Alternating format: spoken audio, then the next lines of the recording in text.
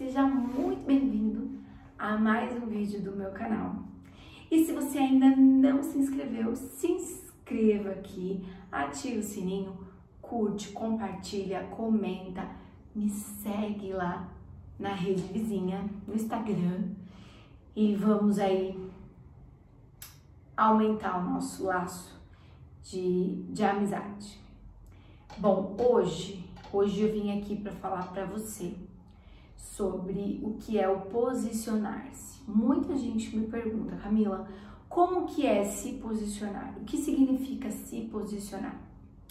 Quando a gente tem um nível de intimidade com Deus e a gente só ganha esse nível de intimidade quando a gente busca, quando a gente ora, quando a gente conversa com Deus.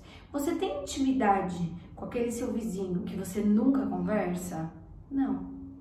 Agora, você tem intimidade com aquela pessoa que você vai estreitando os laços, que você conversa, que você conta seus segredos, enfim. Isso é ter intimidade com Deus. E Deus, ele é um ser totalmente acessível, né? Nós temos acesso direto ao Pai. Então, a gente não precisa de ninguém para intervir por nós. Nós mesmos podemos, né? A Bíblia diz que a gente deve, né, e pode orar uns pelos outros, sim. Porém, nós mesmos podemos orar, né, por nós e entregar nas mãos do Senhor aquilo que nos aflige. Então, quando você se posiciona, é você ter aí criar uma rotina de oração, criar uma rotina de busca pela palavra de Deus. E quando a gente quer fazer aquilo que o Senhor nos ensina, a gente vai buscar e a gente busca na palavra dele, através da oração. É assim que a gente se posiciona e é somente assim que a gente vence uma batalha. Existem batalhas que a gente só consegue vencer com oração e com muito jejum, né? E muita oração também, e muita leitura da palavra, e provavelmente, se você está aqui no meu vídeo, você é alguém que está num processo de divórcio, de separação, ou está dentro de um casamento que você já não vê mais saída. E a Bíblia diz, gente, só não tem remédio, só não tem saída para a morte. Então, se você ainda está vivo, se o seu cônjuge ainda está vivo, tem saída. Basta que você faça o que o Senhor espera que você faça. Isso é posicionamento. Posicionamento é você entender o que Deus espera de você e como Ele espera que você reaja e que você haja aí nesse processo. Eu falei, tem um vídeo anterior que eu falo um pouco sobre o jejum, né? Como é jejuar nesse processo e qual é o objetivo do jejum. Para que ele existe, né? Tem muita gente que fala que a gente vive na época da graça e não precisa, mas Deus conhece, né, os sacrifícios que você oferece a Ele e Ele se alegra com o seu coração grato, com o seu coração obediente a Ele. Então, se o teu coração está pedindo para jejuar, jejue. Se o teu coração está pedindo para orar, ore. Se o teu coração está te pedindo para ir ao monte, né, com um propósito, faça isso. Depois que eu entrei no meu deserto, que eu entendi que era o meu posicionamento que ia me tirar dali, que era a minha fé, que era o meu posicionamento que ia fazer as coisas andarem, caminharem para frente, eu conheci, né, uma pessoa que foi fundamental no meu processo, além da minha mãe que me sustentava em oração e que também teve um propósito incrível aí pela minha vida, que foi a Maíse, que foi uma menina, assim, abençoada por Deus, que ela super me ajudou, me ouviu e me instruiu aí, né?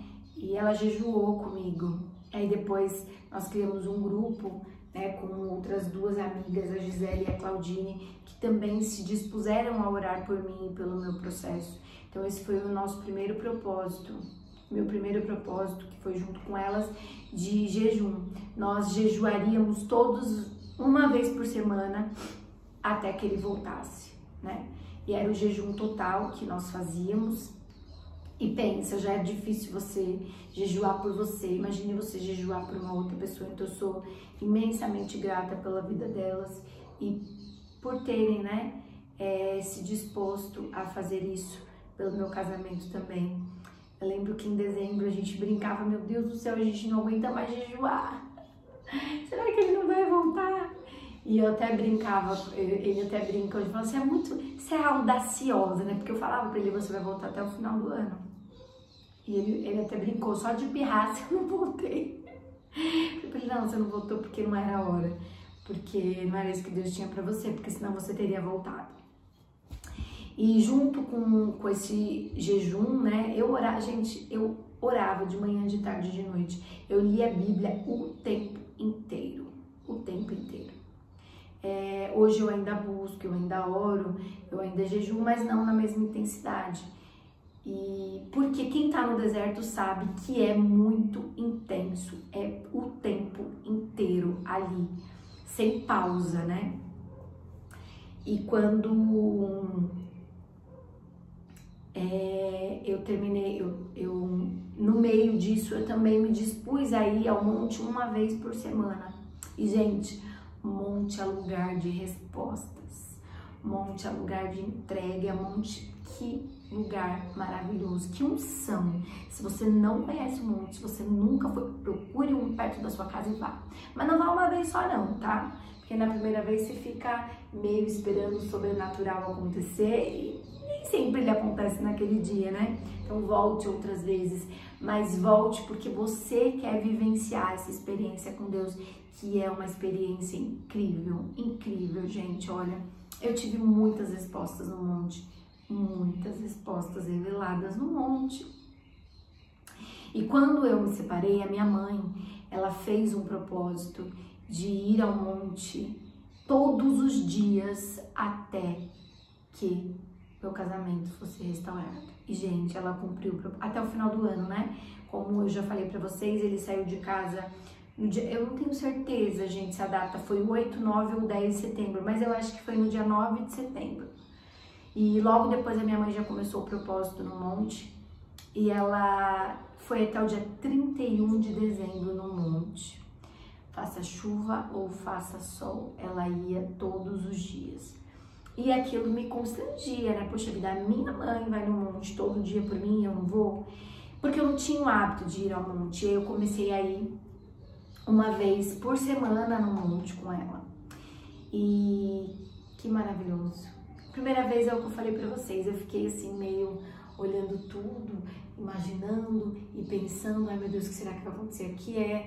Mas assim, aos poucos você vai virando assim, tipo o quintal da sua casa, e aí você já sabe pra onde você vai, você já sabe o que você vai fazer, e é lugar onde você vai pra adorar, que você vai pra clamar. E quando a gente entra nesse campo espiritual, nesse mundo espiritual, você vê coisas tremendas acontecerem. Eu me lembro que como eu falei pra vocês, eu decidi restauração, né? Eu ouvi a voz de Deus de verdade. Camila, como você ouviu a voz de Deus? Gente, é algo que só quem vive. Existem coisas no plano espiritual que só quem vive sabe explicar. Eu ouvi a voz e a voz desceu para o meu coração. E depois daquele dia, tudo contribuía para isso. Tudo. Assim, é uma coisa muito mágica, sabe? Assim, muito espiritual, digamos. O mágico, não me entendam mal, tá? O mágico é no bom sentido, é do não saber explicar o que acontece. É só vivendo mesmo, só quem vive sabe o que de fato acontece quando você se posiciona em oração, em busca a Deus. Lembrando, gente, que você quer restauração sim, mas o mais importante é a sua vida pessoal, né? É esse momento que você tem de intimidade com o Senhor e de entender ali, né, quem Ele é na sua vida e o quanto Ele pode e vai fazer por você. Esse é o mais importante. E de inúmeras experiências que eu tive no monte, teve uma delas que Eu fui com a minha mãe, nesse dia eu levei meu filho e nós estávamos orando e lendo a Bíblia, lendo a palavra, cantamos. Quando a gente estava indo embora, minha mãe encontrou uma missionária e aí minha mãe falou assim, vem cá que eu vou pedir para ela orar por você. E aí ela falou, que como eu gosto quando as pessoas pedem para eu orar. E ela começou a orar e ela falou coisas. Isso foi no dia 8 de dezembro. Não, 8 de dezembro. Exatamente no dia 8 de dezembro. Eu estava, antes de vir embora, né, ela orou, e antes de vir embora, minha mãe andava com uma foto minha, do Wagner e do Davi, e ela pediu para ela orar naquela foto. E ela começou a orar, e assim, você nunca se lembra de tudo que as pessoas te falam, de todos os detalhes, porque é muito intenso. E durante a oração, ela falou assim pra mim, quando ela terminou de orar, ela falou assim pra mim, ó, Deus mandou eu te dizer que Ele vai te dar um marido novo. E o que Ele tem preparado pra você não é mais. E aí ela começou a dar detalhes do meu marido antigo. Você não vai mais ter um marido grosseiro. Você não vai mais ter um marido que fala de qualquer jeito com você. Quando ela começou a falar aquilo pra mim, eu comecei a chorar. Porque eu falei, gente, se não é Deus, né? Como é que ela sabe que esse era o marido que eu tinha? Eu podia estar naquele lugar clamando por um marido numa situação de risco. Eu podia estar clamando por um marido no hospital. Eu podia estar clamando por um marido, inclusive preso. Tanta coisa eu podia estar clamando ali. E ela veio ali direto, né? Ele só vai voltar para casa quando o Senhor tiver terminado a boa obra, quando tiver terminado tudo que precisa ser feito na vida dele. E você vai ter um marido transformado, você vai ter um marido diferente. E eu já tinha tido, né, uma palhinha do que eu ia ter, porque como eu falei para vocês, durante o meu período de deserto, eu acho que eu já falei, se eu não falei, eu vou falar de novo. A gente teve um encontro no parque no dia 14 de novembro, então quase um mês depois. E a gente teve um dia tão diferente, a gente passou o dia inteiro juntos, a gente conversou, a gente brincou, a gente deu risada e foi tão leve tudo, foi tão diferente. E eu entendi que aquilo era uma amostra grátis que o Senhor tinha me dado, ou é isso que eu vou dar para você, não desiste, porque é isso que eu vou te entregar. E naquele dia, no dia 8 de dezembro, o céu estava desabando na minha cabeça, sabe quando você pensa, ai meu Deus, eu não aguento mais. E quando ela falou aquilo, eu entendi que o dia 14 de novembro tinha sido um pouquinho do que eu ia viver se eu aguentasse todo o processo, porque a vida ela é feita de processos e eu precisava terminar todos os meus processos para viver o que eu vivo hoje. E gente, aquilo que o Senhor nos promete, Ele cumpre. Eu recebi um marido novo. Eu não tenho mais o mesmo marido, para honra e glória do nome de Deus, né? E outra coisa que ela falou pra mim, ela falou assim pra mim, Deus manda eu te dizer pra não clamar por misericórdia. E eu falei, tá bom, Senhor, não vou clamar. Quando eu tô contando essas experiências pra dizer pra vocês que o que eu vivi dentro do monte, todas as respostas que eu tive do monte, que eu tive em oração, que eu tive em sonho, porque eu também sonhava, todas essas respostas que eu obtive, vindo de outras fontes, Deus já tinha primeiro confirmado no meu coração. Esses dias eu estava lendo um pouquinho a Bíblia, né? E eu estava na história de Elias, né? Elias era um homem de muita fé, só que ele passou por um momento difícil da vida dele, onde ele clamava por chuva, né? E ele mandava toda hora o discípulo dele lá ver como é que estavam as nuvens, como é que estavam as nuvens, se tinha nuvens, se não tinha nuvens, e ele voltava e falava, não há nuvens, não há nuvens. Porém, o Senhor confirmou no coração de Elias que ia mandar a chuva. E antes da chuva cair sobre a terra, Elias sentiu a chuva. Porque é assim que o Senhor faz. Antes do teu milagre acontecer, antes do teu marido voltar para tua casa, o Senhor já confirmou no teu coração e você sabe que Ele confirmou. Às vezes a gente insiste em duvidar e esse é o nosso problema, esse é o nosso mal, é duvidar daquilo que o Senhor já nos contou. E Elias sentiu a chuva e Elias mandava toda hora, vai lá, vai de novo. E na última, né? Quando ele voltou, ele falou que tinha uma pequena nuvem. E ali Elias sabia que era a chuva que ia cair, porque Deus já tinha dito no coração de Elias. Então todas as experiências que eu vivi no monte, por exemplo, e não foi diferente nesse dia com essa missionária, o Senhor já tinha confirmado no meu coração. Era só para que eu não esquecesse, era só para que eu não desistisse, era só para que eu não duvidasse. Todas as vezes que eu fui ao monte, eu fui para buscar a Deus. Mas às vezes, muitas vezes a gente quer respostas, né? A gente quer também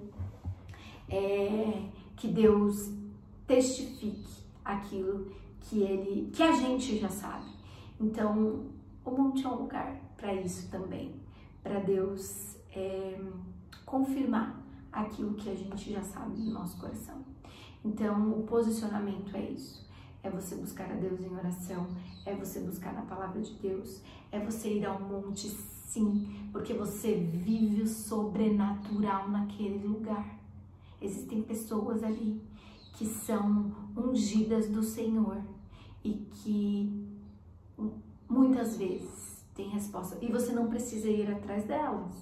Quando Deus tem resposta para te dar, Ele te entrega sem você precisar e cutucar as pessoas. No meu caso, neste dia específico, eu pedi a oração, mas Deus preparou aquela mulher para me trazer a resposta que eu precisava.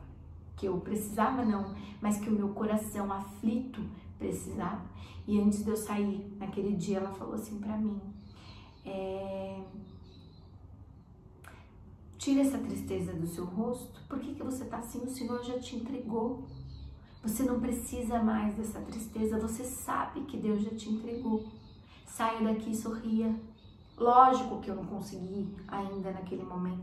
Eu demorei um tempo para sorrir, né, novamente, mas Deus foi me dando respostas e as respostas que eu precisava. E não é diferente com você e você sabe disso. Então, o seu posicionamento está na sua oração, está na sua busca pessoal com Deus e Ele vai te dar as respostas que você precisa, porque Deus é Deus que responde. Não desista, não perca o foco, busque a sua restauração pessoal, que as outras coisas o Senhor vai acrescentar à sua vida e ao seu coração. Tá bom?